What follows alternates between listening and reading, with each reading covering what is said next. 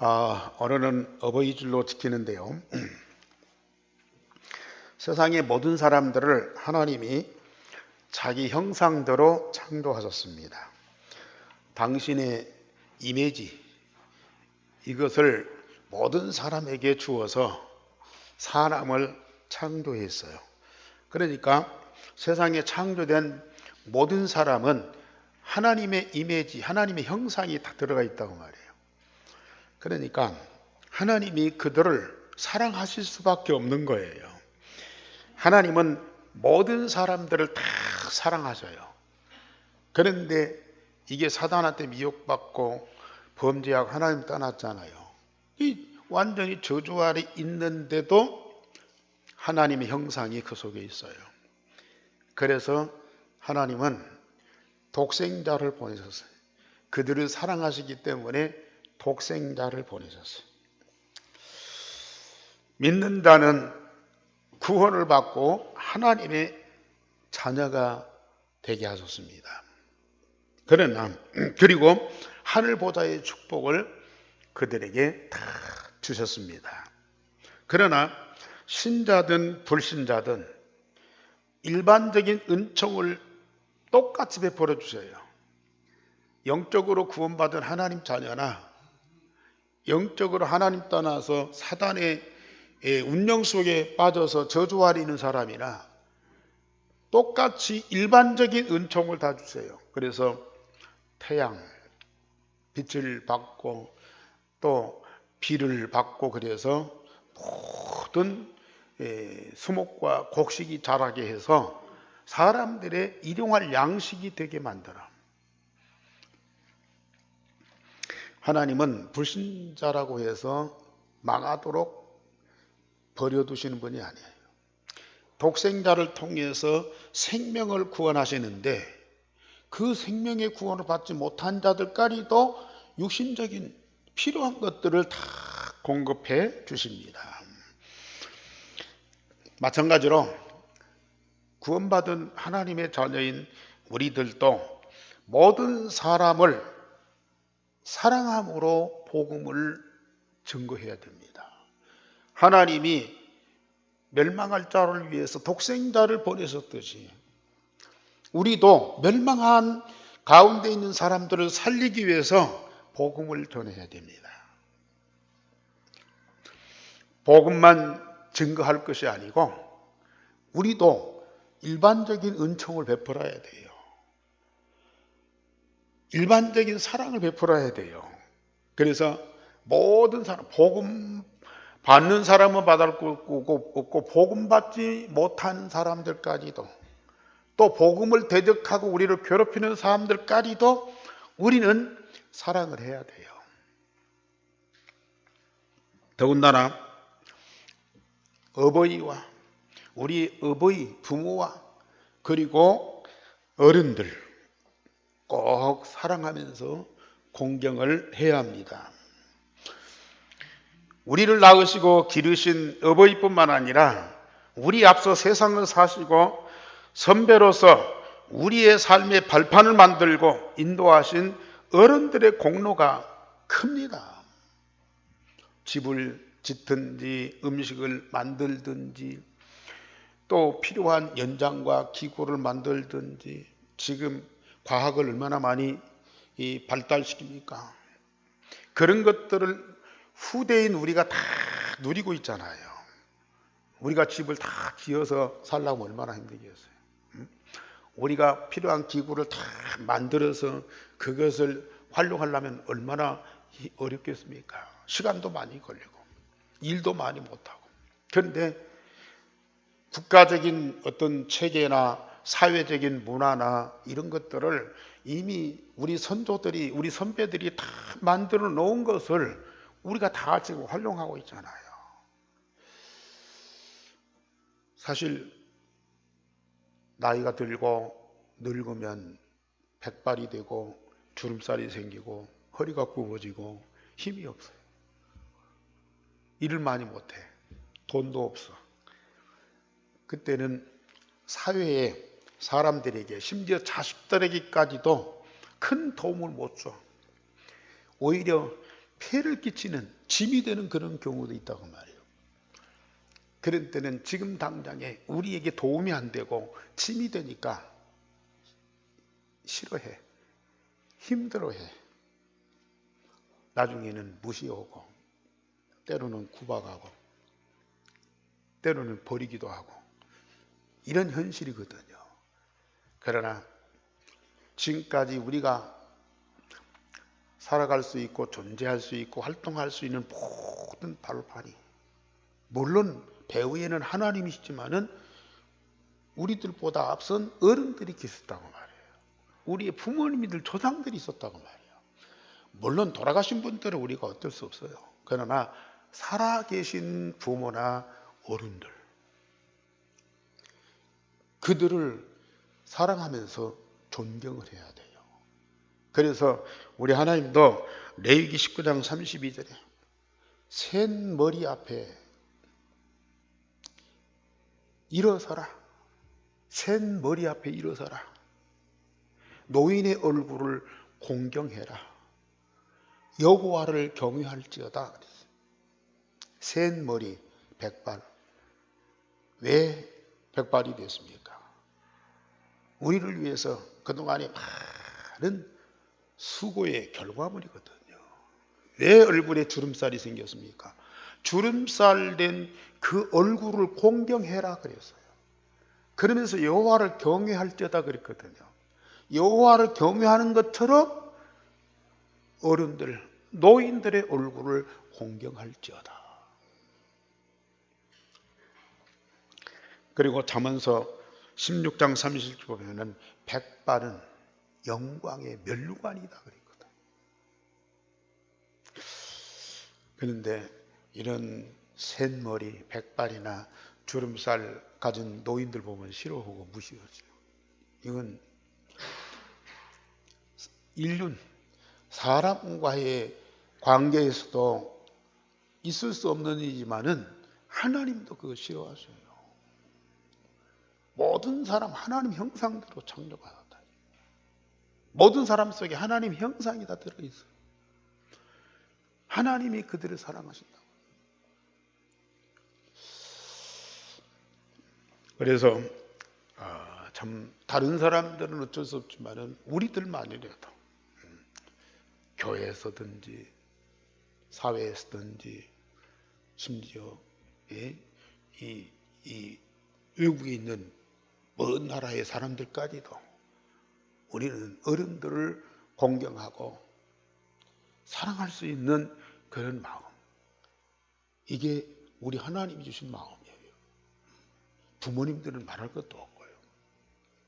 그래서 우리의 인격과 성품이 아닌 그리스도의 마음을 갖고 진짜 사람을 존경하고 사랑하는 그 마음, 이거 있어야 우리가 복음을 전하죠. 이거 없으면 복음 전할 수가 없어요.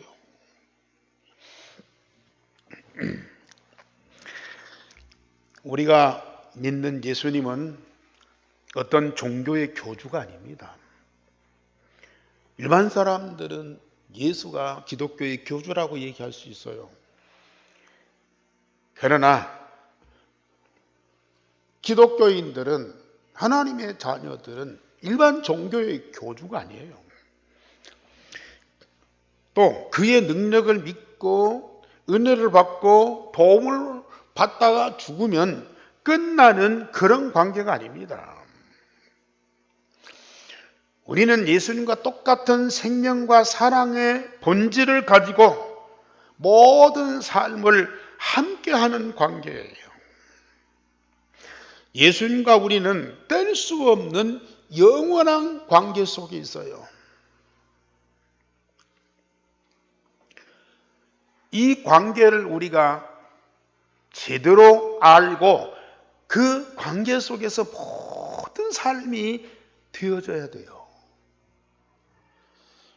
우리가 항상 창세기 1장을 2장을 말씀하는데, 창세기 1장 27절 하나님의 형상, 아까 말씀드린 대로 하나님의 형상들이 인간 다 창조했어요. 2장 7절에 하나님의 영을 우리 몸속에 불어넣어 줬어요. 그리고 우리를 에덴 동산에서 살게 하셨어요. 이거면 다 됐죠. 하나님의 영적인 영원한 생명을 가진 인간으로, 더군다나 하나님의 영이 우리 안에 있어서 함께 하시고요.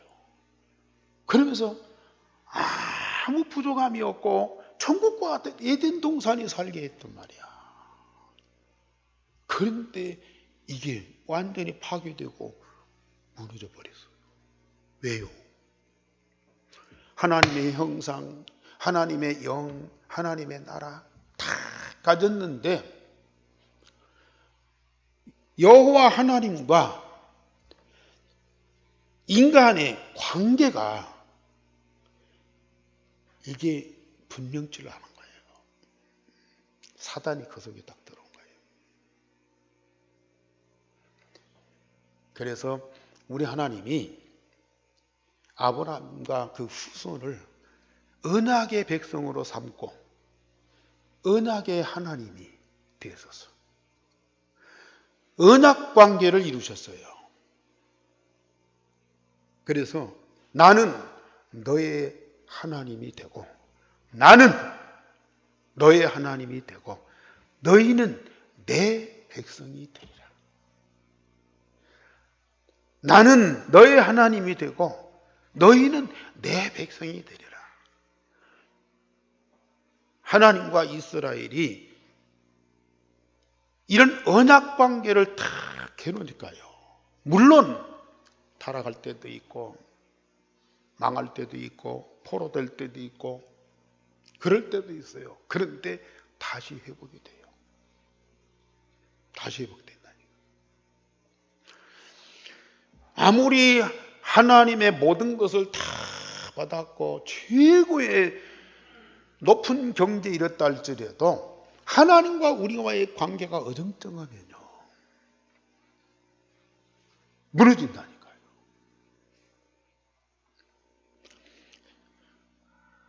젊은 사람들이 막 연예인을 좋아해요. 뭐 탤런트든지 가수든지 요새 뭐 트로트 뭐 이게 유행해 갖고 막 거기에 다 빠져버려요. 얼마나 좋아하는지. 근데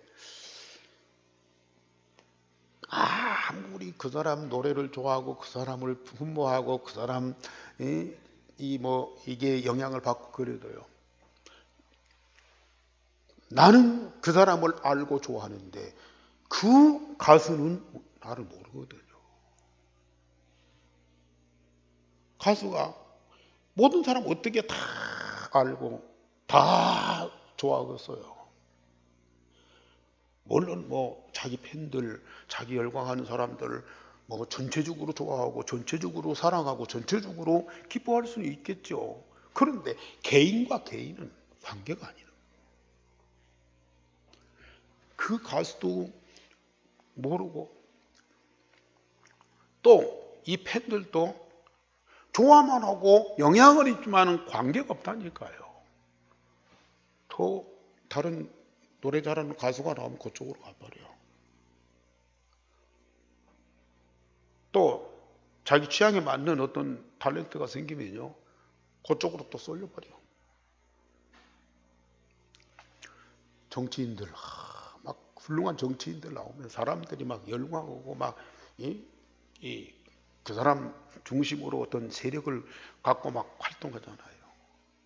근데요 그렇게 훌륭한 정치인이고 그걸 좋아하는 국민들이라도 1대1의 관계가 안 되면 언젠가는 바꿔진다니까요.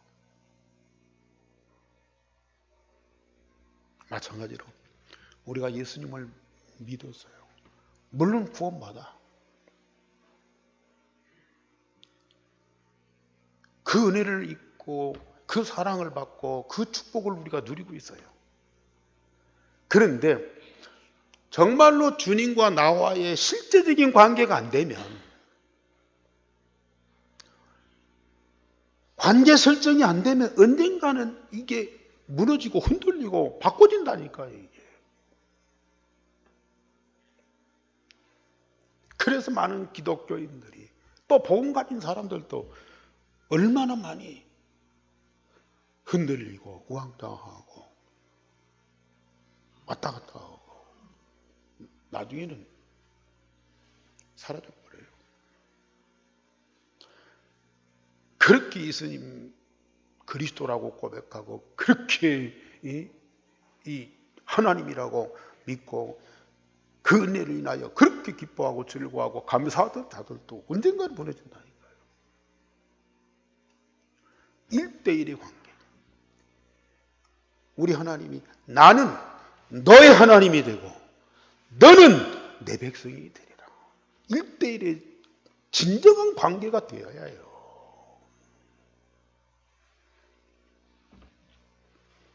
그래서 오늘 우리 예수님께서 자기가 세상을 떠날 날이 온 줄 알고 뭐라고 그랬어요? 우리 말씀 제목 다 같이 보십시다. 시작. 세상에 있는 자기 사람들을 사랑하시되 끝까지 사랑하십니다.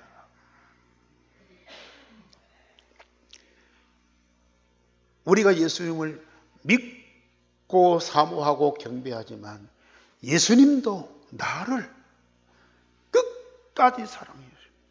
영원토록 사랑해요. 예수님과 우리와의 이런 사랑의 관계, 그 예수님도 우리를 사랑하고 우리도 예수님을 사랑할 수밖에 없는 그 관계가 설정이 되어서요. 영원토록 변함이 없을 뿐만 아니라 가면 갈수록 그 사랑이 깊어지는 그런 속으로 들어가는 거거든요. 정말 그래서 지난번에도 그리스도와 주님이 우리 안에, 내가 주님 안에, 내가 주님 안에, 주님이 내 안에, 이게 기본적으로 다 설정이 되어서 그러면 주님과 나와의 관계, 이게요 시스템 다 만들어서,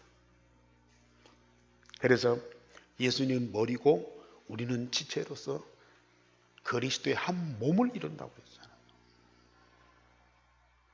예수님은 포도나무고 우리는 가지로서 우리를 통해서 열매를 맺게 된다. 예수님은 목자고 우리는 양으로서, 목자 대신 예수님 양된 우리를 목숨 걸고 지키시면서요 모든 걸 책임지고 공급하신다. 예수님은 주님이시고 우리는 그의 종이다. 힘이 없어서 끌려다니는 그런 종이 아니고 절대 주권을 가지신 예수님을 아는 우리들은 그의 절대적인 주권과 계획과 그 능력 앞에 복종할 수밖에 없어. 그걸 기쁨으로 받아들이면서 그 앞에 우리가 순종할 수밖에 없어. 그리고 그 주인이 하는 그 모든 일에 종된 우리가 목숨 걸고 큰 기쁨과 감격으로 함께하는 거예요. 이게 주님과 종의 관계라. 오늘 다시 4가지 관계를 말씀드립니다. 뭐 그렇게 관계가 많느냐? 근데요, 이 모든 것들은 정말 우리 주님이 우리를 얼마나 사랑하시는지, 그 아카페 사랑의 관계를 하나하나 낱낱이 드러내서 응답받도록 하시는 그런 관계거든요. 첫째, 예수님은 선생이요 우리는 그의 제자들입니다. 예수님은 선생으로 제자들을 불러 함께하며 전도도 하고 귀신도 쫓아내는 세상에서 가장 중요한 생명을 살리는 전도운동을 가르치셨어요. 당신이 천하만민을 살리는 복음을 완성하시고 그 복음을 정확하게 제자들에게 알게 하시고 그 복음으로 사람과 세상을 살리는 전도 운동을 하는 훈련을 시키셨다니까. 세상에 훌륭한 선생님들도 많은 좋은 것들을 가르치는 참 그런 대단한 선생님들도 많아. 다 필요하고 훌륭한 분들이죠. 그런데 복음을 가지고 생명을 살리는 전도운동을 하는 가르치는 선생님은 없습니다.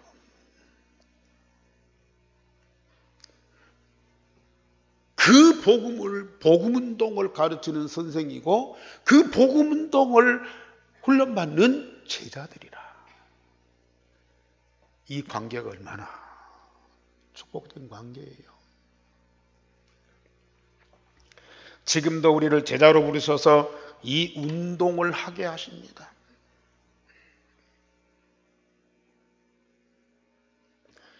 예수님은 우리들에게 말씀으로 가르치십니다. 또 삶을 보여주십니다. 현장에 데리고 다니시면서 실상을 다 보여주십니다. 이론만이 아니고요. 삶을 보여주시죠. 그리고 현장에 데리고 다니시면서 실상을 보여주시죠. 우리 안에 계신 예수께서 말씀을 생각나게 하시면서 그가 살아계실 때 행하신 일과 우리 현장에서 일어나는 사건과 사람을 통해서 우리에게요, 이 복음과 이 복음운동의 중요한 것들을 가르쳐 주신다니까요. 저는 지금도 내 안에 계신 주님과 함께하는 그런 기도 속에 딱 들어가면요, 우리 주님이 나에게 말씀을 생각나게 하시고, 강단의 말씀 거의 내가 연구하고 뭘 찾고 만드는 것이 아니고요, 내 안에 계신 주님이 주시는 말씀이에요. 저는 주님으로부터 그 말씀을 받고 그러면서 내가 응답받고 증거하게 돼요.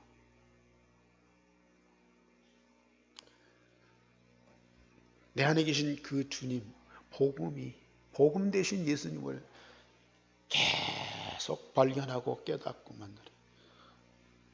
복음서 성경을 보고, 서신서 성경을 보고, 구약 성경을 보고 그 말씀을 보고 생각할 때요, 이 복음 되신 예수님이 다 깊이 발견되고 깨달아져요.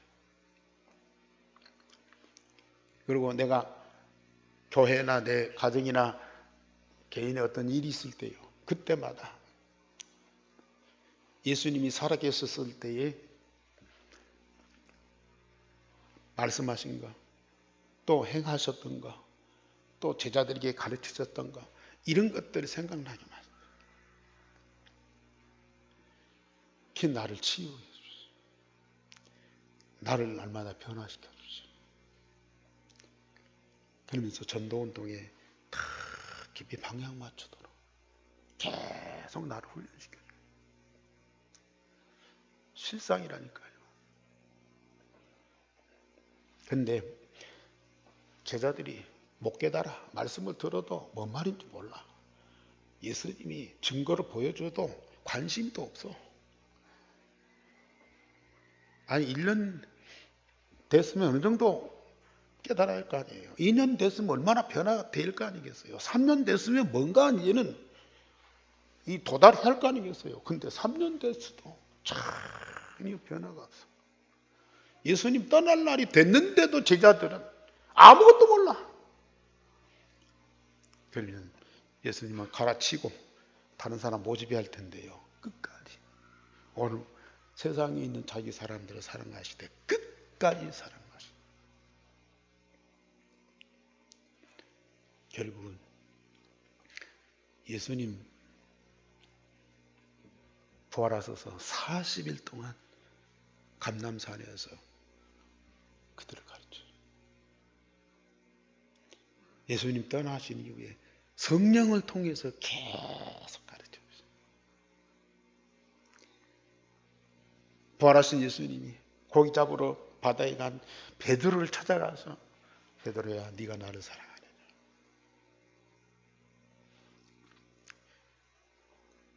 그래서 그 제자가 진정한 복음을 깨닫고 생명 걸고 복음 운동할 수 있는 전도자로 다 세워주시. 다른 선생하고 다릅니다. 아가페의 사랑으로 선생과 제자의 관계를 닦아냅니다. 얼마나 멋진 스승과 멋진 제자입니까? 베드로뿐입니까? 지금 여러분들과도 이런 선생과 이런 제자의 관계를 가지고 계신다니까요. 그러면서 나를 믿는 자는 내가 하는 일을 할 것이고 나보다 더 큰 일을 행하게 하리라 그랬거든요. 예수님은 유다와 사마리아 활동하셨어요. 그런데 너희는 가서 모든 족속으로 제자 삼으라.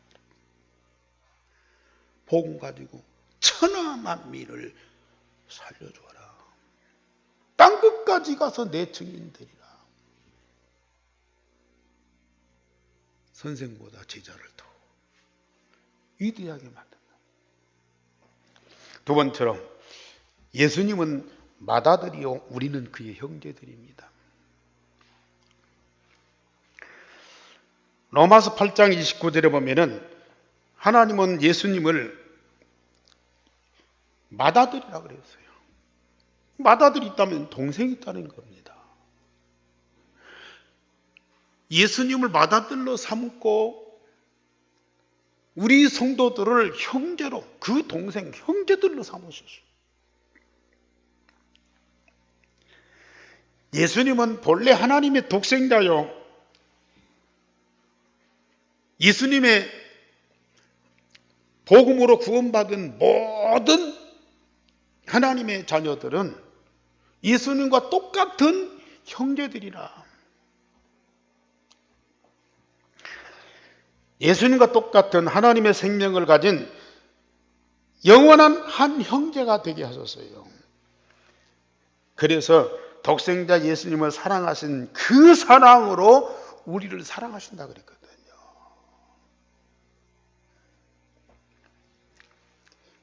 그러면 어떤 결과가 오느냐? 로마서 8장 17절 말씀 보세요. 나중에 여러분들 집에 가 성경을 다 찾아보세요. 성경 그대로입니다. 우리를 그리스도와 함께 하나님의 나라를 기업으로 상속받는 후사가 되게 하셨다 그랬어요. 우리가 하나님 자녀인 것을 성령께서 증언해 주시는데, 보장해 주시는데, 내가 자녀라고 하면, 하나님 자녀라고 하면 그리스도와 함께 하나님의 나라를 기업으로 상속받는 후사다 그랬거든요. 누구와 함께? 맏아들 대신 그리스도와 함께,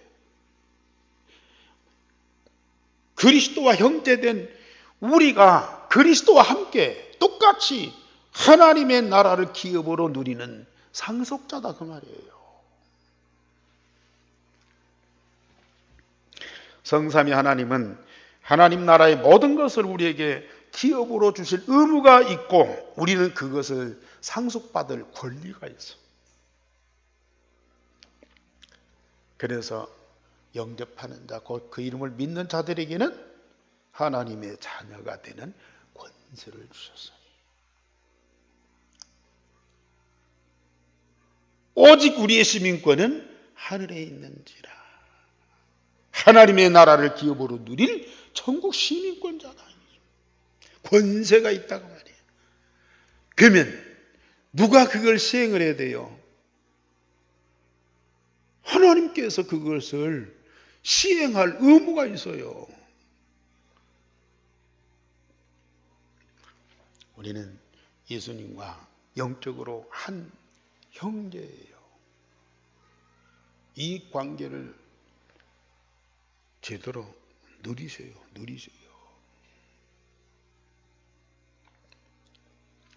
그리고 세 번째로 예수님은 우리를 종이라지 않고 친구라 하셨다. 친구예요.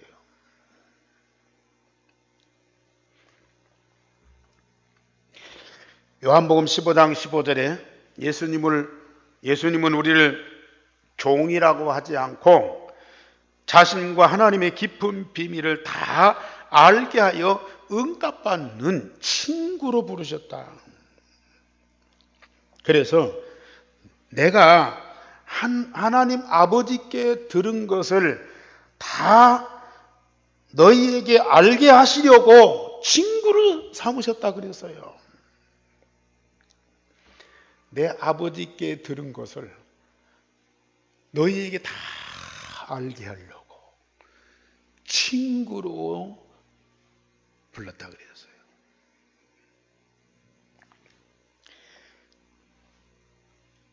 예수님과 우리는 친구예요. 간격이 없어. 우아래가 아니에요. 친구라니까요. 옛말에 부모 팔아서 친구 산단 말이 있어요. 부모를 팔아가지고 친구를 산다. 그만큼 부모보다도 친구가 더 절친하다는 얘기죠. 부모에게 못할 말을 친구예요.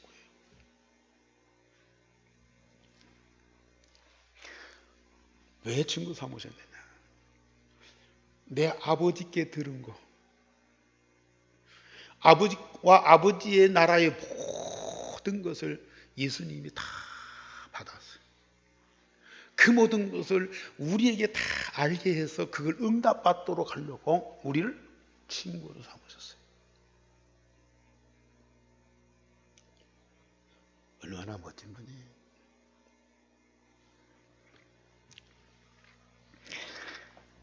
그러면서 마태복음 28장 16절 20절에 예수님은 우리와 모든 것을 함께한다.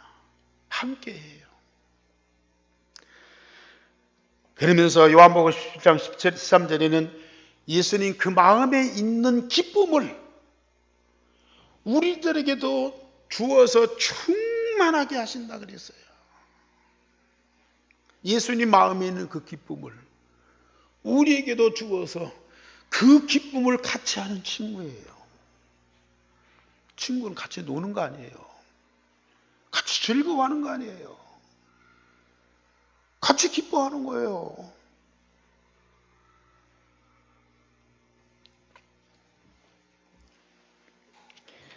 그래서 우리 예수님이 이렇게 바울 사도가 이걸 누린 바울이요. 항상 기뻐해라.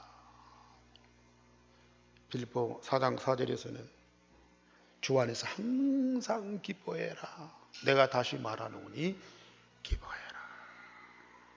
주님 안에 있는 친구는 주님과 함께 기뻐할 수밖에 없는 거예요. 그러면 마냥 우리가 기뻐할 수 있는 환경이 만들어지나? 육신적으로 보면은요, 하나님 자녀, 복음 가진 자가 더 고난도 받고 핍박도 받고 어려움도 당할 수 있어요. 그런데 그 자리에 친구 되신 예수님이 꼭 함께 하셔요. 그래서 예수님이 갖고 있는 그 기쁨을 우리에게도 주신단 말이에요. 우리 환경은 감옥인데, 우리 형편은 질병인데, 우리의 상황은 사고인데, 그 가운데 우리 주님이 함께 하시면서 우리에게 기쁨을 주시더라고요. 저는 그 기쁨을 누렸어요. 그리고 네 번째로 예수님은 신랑이요. 우리는 그의 신부로 부부의 관계입니다.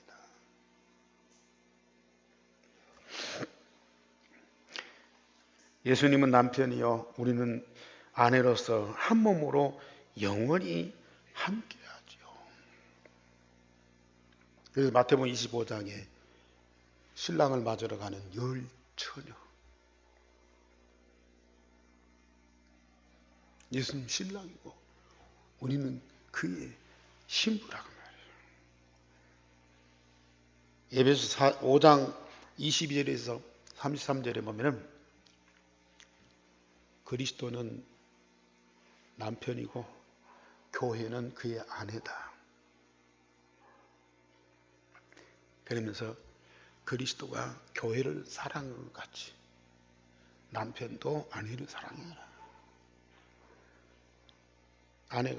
교회가 그리스도께 복종하듯 교회도 그리스도께 복종해라. 아내도 그리스도께 복종해라. 그리스도가 교회를 사랑하듯 남편도 아내를 사랑하고 교회가 그리스도께 복종하듯 아내도 남편에게 복종해라. 그래서 남편과 아내가 한 몸 되는 이 비밀이 크도다. 그리스도와 우리가 남편과 아내로서 한 몸 되는 이 비밀이 크도다.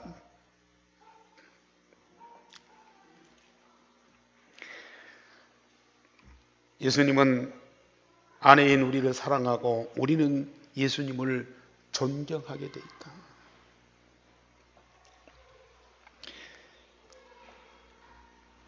영원한 부부의 관계입니다.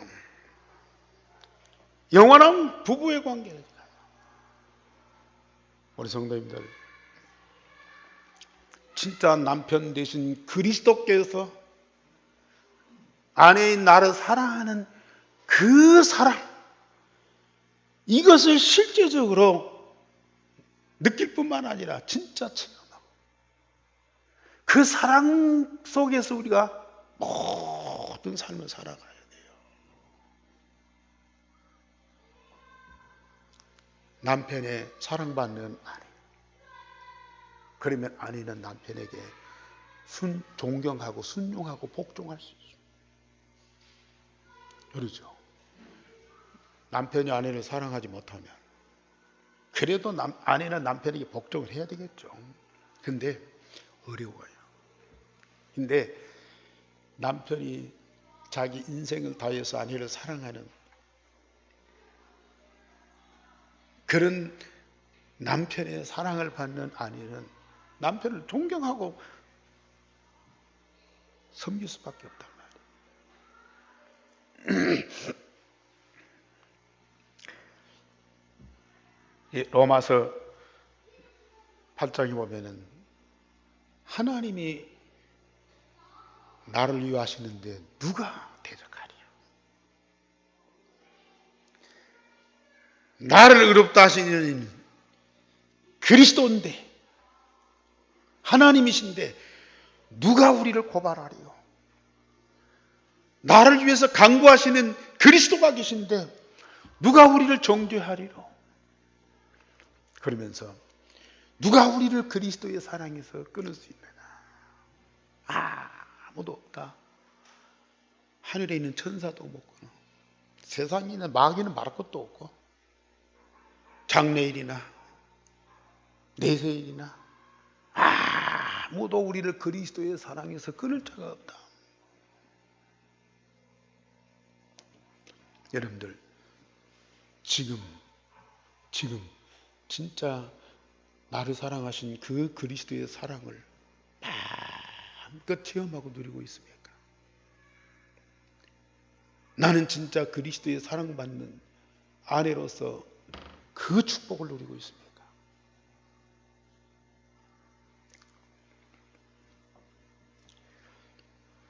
정말로 여러분들이 그리스도 안에 있고 그리스도가 내 안에 계시다고 하면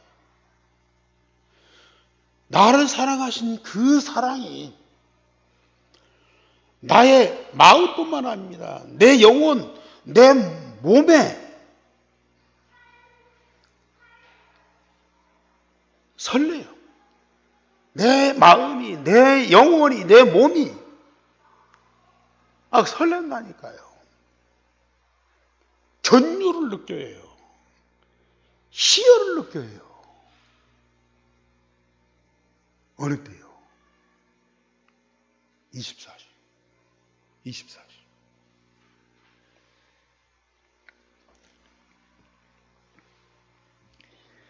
그리스도의 아내인 우리는 정말로 행복할 수밖에 없어요.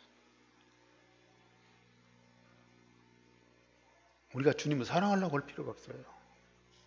주님이 나를 사랑하는 그 사랑을 마음껏 누려보세요. 주님을 사랑할 수밖에 없다니까요. 사랑도 못 받는데 우리가 그건 사랑도 아니고요. 하다가 금방 미움으로 바꿔줘요.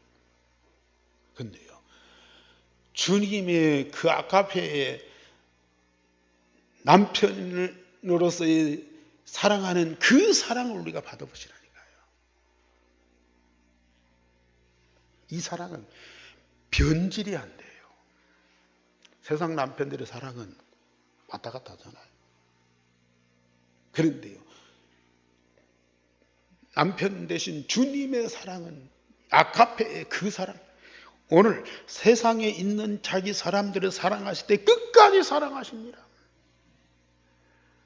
그렇게 못 알아듣고 예수님 방향과 정반대에서 엉뚱한 짓 하는 그 제자들을 절대로 버리지 않고요, 그들을 끝까지 사랑했어요. 그래서 그들이 그 주님의 모든 것을 다 응답받도록 역사하시죠.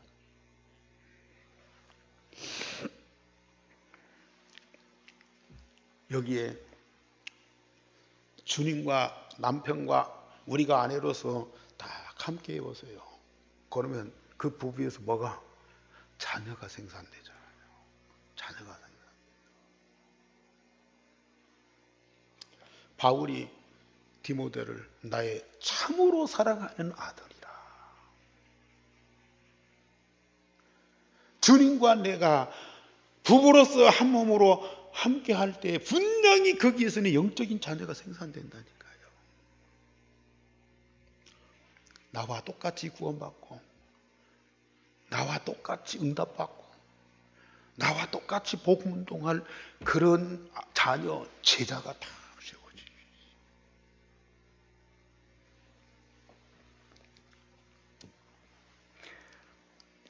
이 모든 것, 이 모든 관계가요, 아가페 주님의 사랑으로 이루어지는 관계예요.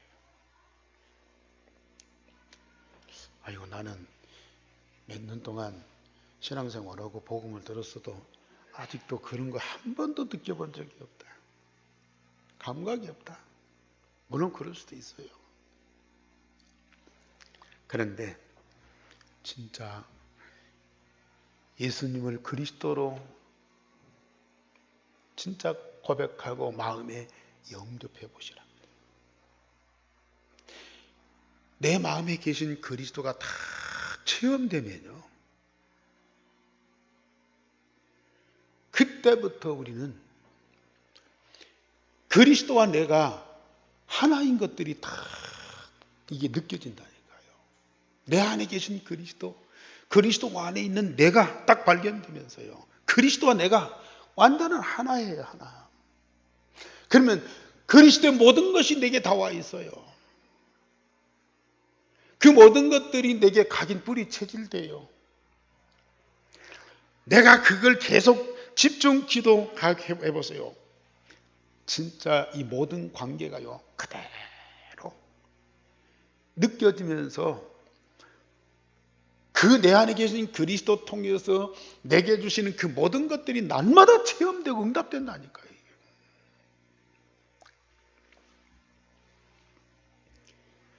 그래서 여러분들 저녁마다 잠깐씩만, 많이 될 것 없어 5분 내지 10분씩만 마음과 몸과 영혼을 주님께 집중해 보시라니까요. 저는 솔직히 고백합니다. 이 8가지 관계, 기도할 때마다 내 안에서 풍성하게 누려져요. 저는 무엇보다도 주님이 나를 사랑하시는 그 사랑의 감격이 내 머리끝에서 발끝까지 충만합니다. 얼마나 감격스러운지 몰라요. 지금 이 시간에도 그걸 나는 느끼고 있어요. 온 몸으로 그것이 느껴진다.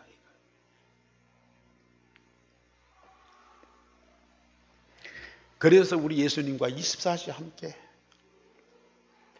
24시 주님과 내가 하나 되어서 함께,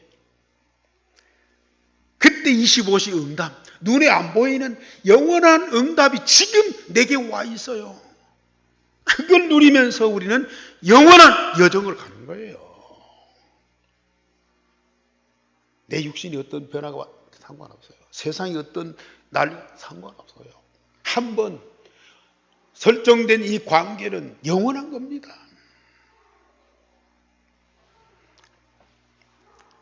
예수님의 모든 것이 나로 인하여 세상에 증거되며 우리와 같이 모든 사람이 응답받도록 이게 전도운동이라. 이게 이 축복을 누리는 온 성도님 되기를 주님의 이름으로 축원합니다. 우리 하나님, 성경 그대로 말씀 주시니 감사를 드리고 우리 온 성도들이 말씀하신 그대로 응답을 누리는 축복을 베풀어 주시옵소서. 주 예수 그리스도 이름으로 기도하옵나이다. 아멘.